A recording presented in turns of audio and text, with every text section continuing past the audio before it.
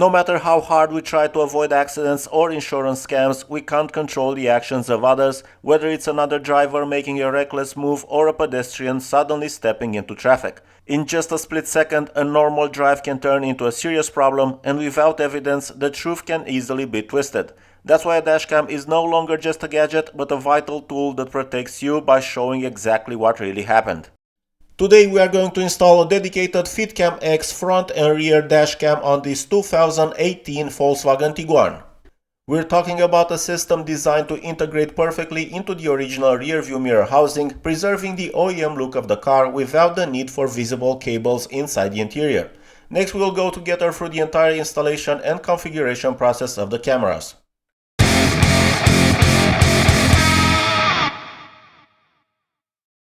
This is the box of the dashcam that we are going to install on the car.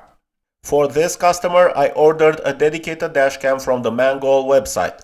I ordered the product directly from the official Mangoal website. You simply need to select the year, make and model of your car, so I will go ahead and select the 2018 Volkswagen Tiguan with the black cover, just like the original one. Here you can also choose the gray version. Mangoal has also recently introduced a new camera equipped with the Sony Star-Vis2 sensor, which is currently one of the best low-light sensors available. However, the price is slightly higher, so my client decided to go with the standard 4K camera instead. You can check compatibility yourselves by comparing the available housings shown on the website with the one installed on your car. If you are still unsure because some housings look very similar, you can simply send a side photo of your cover and the Mangoal team will help you identify the correct version. My client also wanted a rear dash cam, so I selected the front 4K camera together with the 1080p rear camera. Because I have been working with Mangoal for a long time, they also offered a 10% discount code for my viewers. You simply need to enter DIYWORKSHOP and then press apply. With that being said, let's see what is inside the box. Once we open the box, we find a Ziploc bag containing 2 zip ties and the instruction manual, which includes all the technical details of the camera and how to use it. We will not focus too much on it because we will go through the entire installation and configuration process together. Inside the same bag we also find a quick start guide as well as a troubleshooting guide. However, I never encountered any issues with these cameras or the app. Next, we have another Ziploc bag containing the Y-type adapter. Here we can see the connector that will plug in instead of the one connected to the rain sensor, the camera power connector, and the port where we will connect the vehicle's original rain sensor connector. Here we also find the plastic trim removal tool, useful for removing panels without damaging them, as well as the 128GB microSD memory card. Packed separately, we have the dashcam itself. On one side we can see the microSD card slot. On the front we have the lens protected by a film to prevent scratches during installation, and on the other side we find 3 holes, one for the microphone, one for the status LED and one for the reset button. Here we can also see 2 buttons for quick captures and start-stop recording.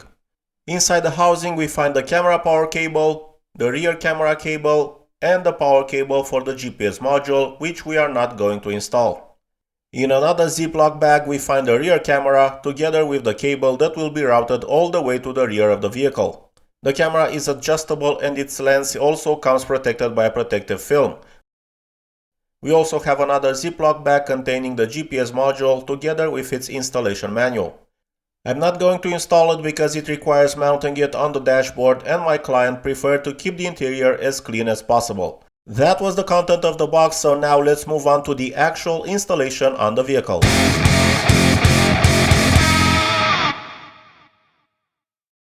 This is the rear view mirror housing, which will be replaced by the one integrating the camera.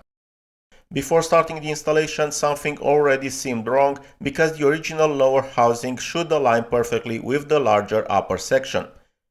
To begin with, we use a trim removal tool to remove the lower cover of the housing. It turns out I was right. It seems that someone either tried to force the housing downward at some point or replaced it entirely, because even the shade of black does not match the upper section correctly. We can notice that the new housing uses the exact same mounting system as the original one, allowing it to integrate perfectly into the vehicle's interior. After that, we remove the mirror housing by gently pulling it downward in order to gain access to the wiring and the vehicle's rain sensor, which is where we will power the dashcam from. We take out the rain sensor connector using the trim removal tool, after which we take the Y-type adapter and connect the aftermarket connector in place of the rain sensor connector. Then we connect the original rain sensor connector into the Y adapter, and this way the power is supplied without modifying the original wiring.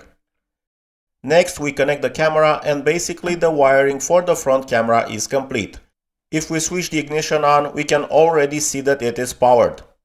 Since I am not going to install the GPS module, I am going to cut its cable. Obviously, you should not do this if you intend to use the GPS function for speed and location watermarks. Now we take the cable that will power the rear camera and route it underneath the headliner on the passenger side.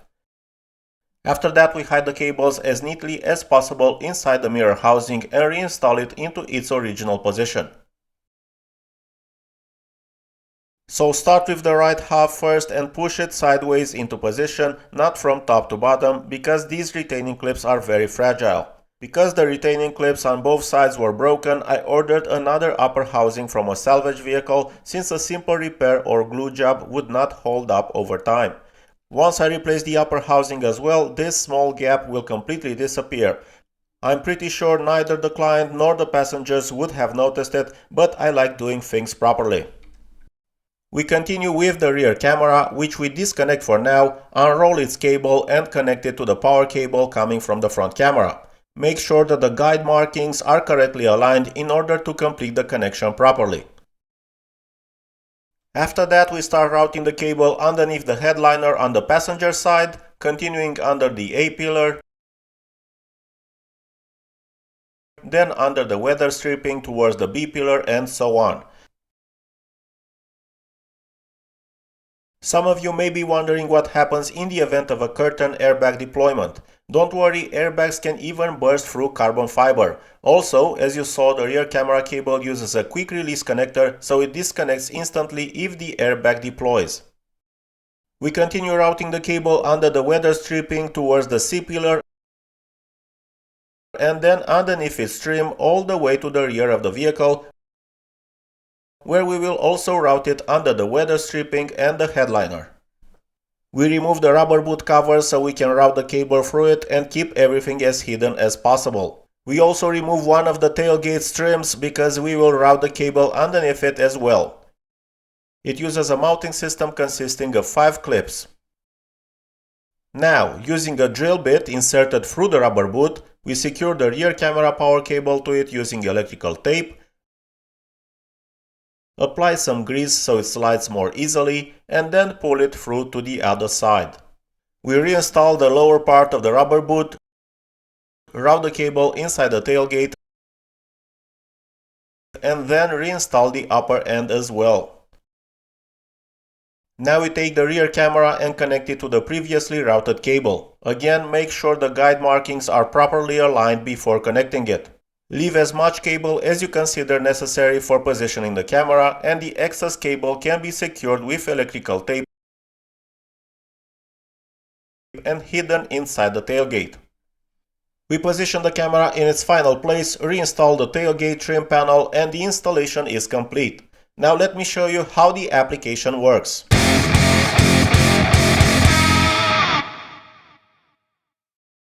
The first step is installing the SkyCam app.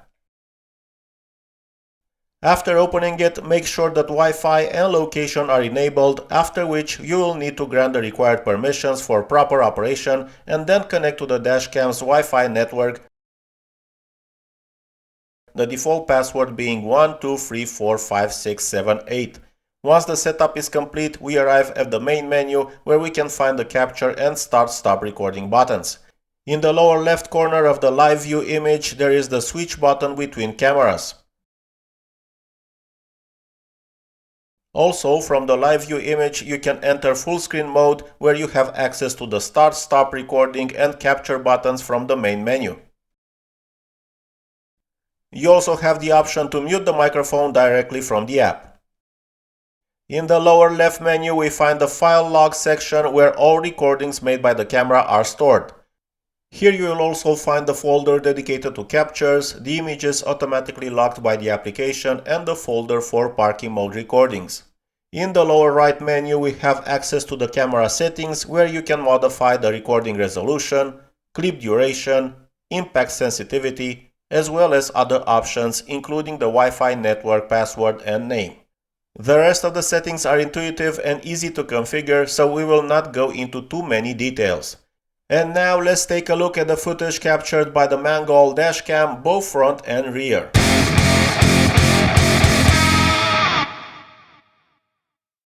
As you could already see during the installation process, one of the biggest advantages of this system is the OEM look, the camera integrating perfectly into the original rear view mirror housing without visible wires or ugly modifications.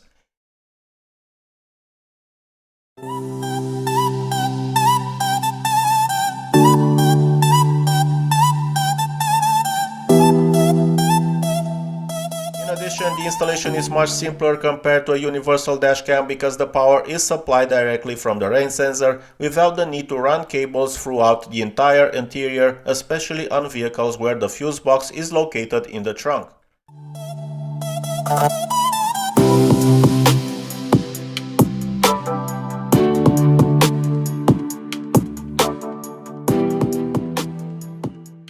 The final result is a discreet, clean system and, in my opinion, one that is definitely worth its price. If you appreciate the work behind this video, don't forget to leave a like and subscribe to the channel, and if you have any questions, feel free to leave them in the comment section. I wish you all the best, bye bye!